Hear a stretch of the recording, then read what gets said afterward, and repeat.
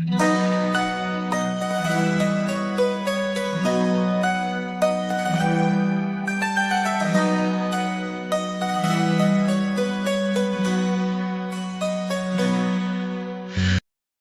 what's also creeping in now is that anxiety. The reason for that is because these polls are not really moving. Despite multiple battleground blitzes, despite the opportunities she has had across media outlets, there is still not a lot of movement from voters who are moving more towards her versus former President Donald Trump.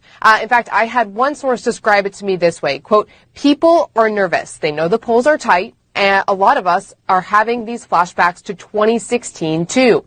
We know when it can go the wrong way, and it can still feel fresh." Trump gains voter trust over Kamala Harris on key economic issues.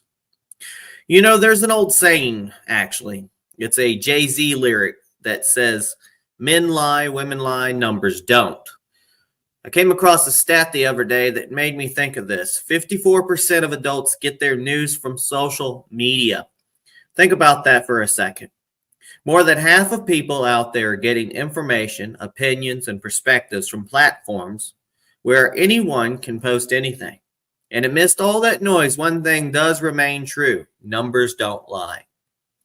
So I like to report about the numbers. I personally did a lot of statistics for many years.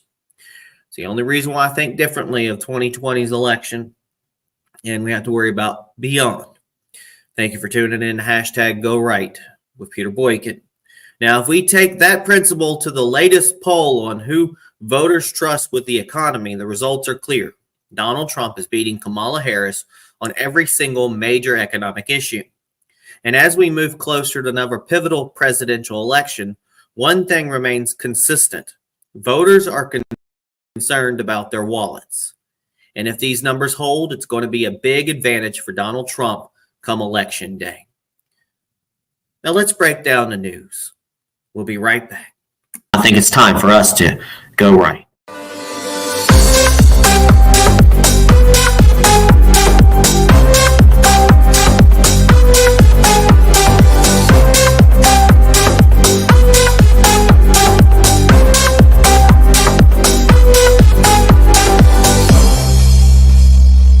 Welcome back to #GoRight with Peter Boykin, where we break it down for you. Let's get into it. Trust in Trump over Harris on economic metrics. A recent poll shows that on every single significant economic issue, Donald Trump leads Vice President Kamala Harris, solidifying his advantage on key concerns of the American voter. Voters trust Trump more than Harris when it comes to improving America's finances. Trump leads by +9 points.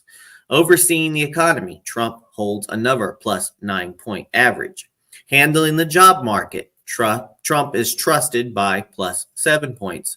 Improving the cost of living, Trump ahead by 6 points. Managing the stock market, Trump dominates with a 15-point lead.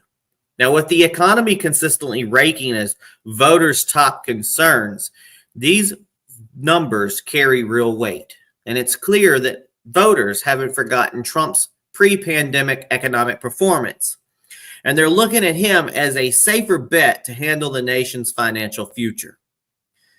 If there's one thing we know about our elections, it's that we're about who the people can feel can fix their problems. And right now, the data says they believe Donald Trump is the one to fix their wallets. We'll be right back. Kamala Harris, am heartbroken by the hurricane. It breaks my heart. My heart is heartbroken. So to help the victims of the hurricane, I'll be sending another $600 million to Ukraine.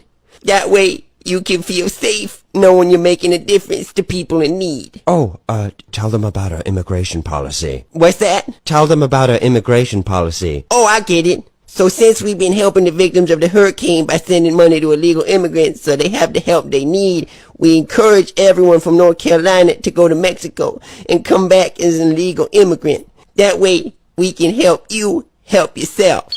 Hang on, I'm getting a call. Hello? Hi, this is Iran. We heard you're trying to help the hurricane victims. Yes, I am. Well, We think that you can help them by sending money to us. Oh, that's a great idea. I sure do love helping those hurricane victims. Let me just ask you, are you in need? Yes. Okay, great. Then I hereby send you $1.2 billion in aid in order to help the victims of the hurricane. Oh, fantastic. Trust me, this will go a long way for the stranded people in North Carolina. I sure do love helping victims of the hurricane who just so happen to be victims of a hurricane. Hi, folks. Thanks for tuning back in. Hashtag Go Right. Now, I'm just going to give you a little disclaimer about what we're going to talk about. I know a lot of people have been spreading the information, and they say that it's misinformation because people will freak out when out of the blue, people will talk about, I think they have done things to create the storms, to make them worse, to direct them toward, into places. And then, people going like that just sounds far-fetched. It's just out of the world, out of place. And I'm not one to sit there and say that's something that they can do or not do. There's evidence to the contrary. There's evidence that they could be. Who knows?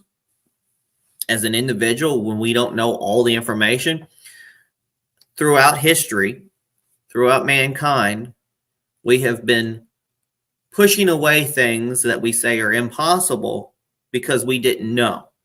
And some people know better. But there's one thing that comes to mind. There's a website. Someone sent me the link.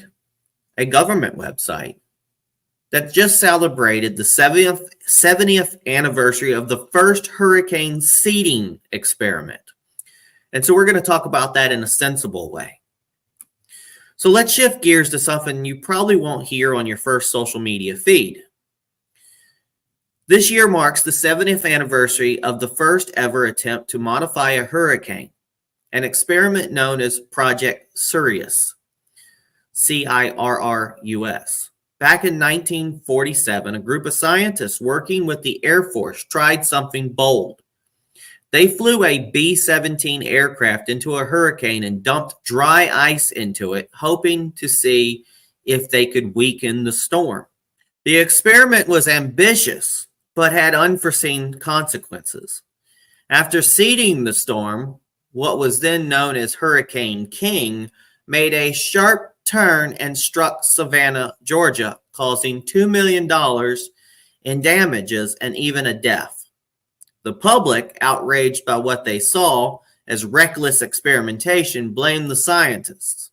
Lawsuits were threatened, and it caused a stir in the media. Sounds familiar, what people have been kind of saying about redirecting hurricanes. GE Labs' Dr. Irving Langmuir, who led the project, claimed he was 99% sure that the storm's turn was due to the seeding, a bold statement that didn't help GE's case. However, later research showed that hurricanes can change course naturally, and this could have been one of those cases. You never know, though. The whole situation cooled the public's enthusiasm for weather modification, but the dream didn't die there. In the years that followed, projects like Storm Fury picked up the torch, experimenting with ways to weaken hurricanes using silver iodide. They had some modest success, but in the end, nature proved too unpredictable. Now, this story is a reminder of how in our pursuit of control over the natural world, we sometimes underestimate the sheer power of nature.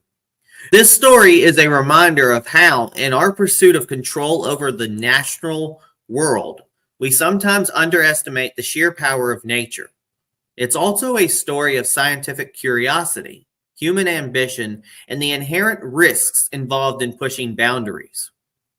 It's easy to forget that we live in a world where natural disasters are part of the landscape. And the best way to minimize hurricane damage isn't trying to change the storm, but learning how to live alongside it. Proper building codes, smart hurricane prep, and public education are the tools we need to stay resilient. If you want to read about this, and if you think I'm lying about it, and you think I'm just making it up, you can go to gorightnews.com, look for the article, and I have the source, which is on the website aoml.noaa.gov. It's the hurricane blog about the 70th anniversary of the first hurricane seeding experiment. We'll be right back.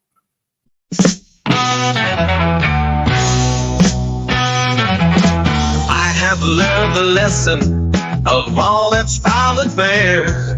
Our love was forged in fire, water, earth, and air. The spell is cast, how long it lasts, I cannot divine. The road is there, and so I dare to risk this heart of mine. Down, down, down, down the road, down the witch's road. Down, down, down the road, down the witch's road. Down, down, down the road, down the witch's road. Follow me, my friend, to glory at the end, the end. I have known the power of midnights in the woods. I've danced inside the circle of all that's bad and good. The danger's great, the trials wait for those that seek the prize. Tame your fears, a door appears to love that never dies. As we go down, down the road, down the witch's road, down the witch's road, down the road, down the witch's road. Blood and tears and bone, together and alone.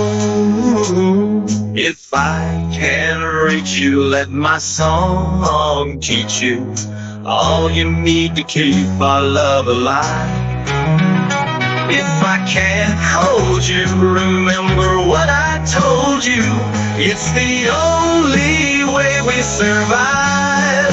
We survive.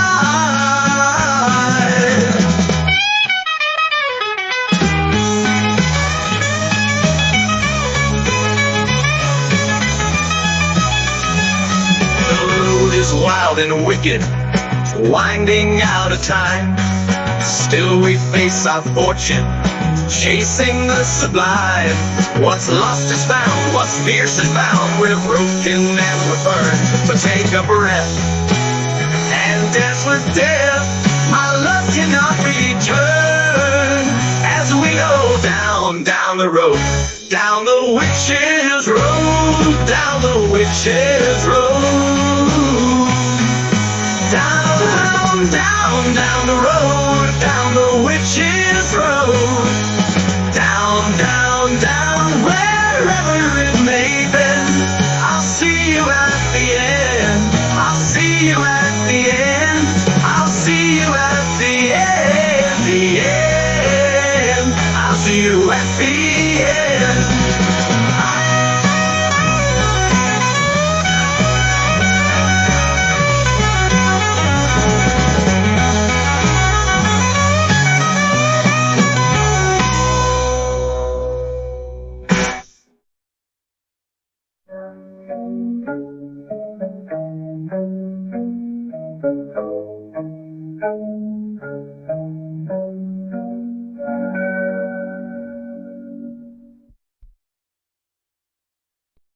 Welcome back to the hashtag Go Right recap.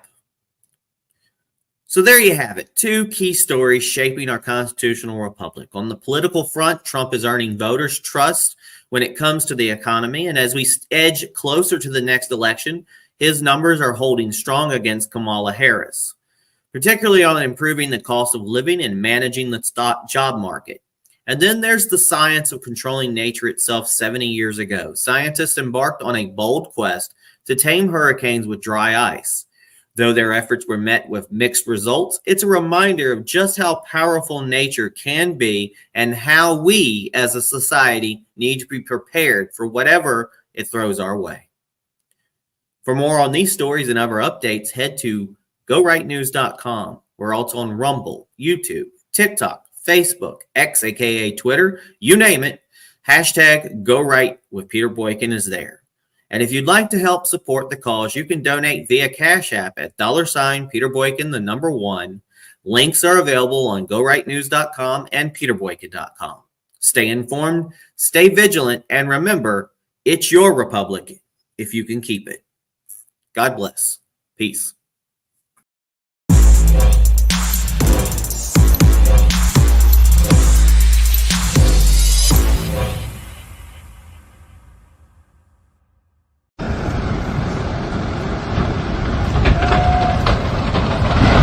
Best I can do is 700.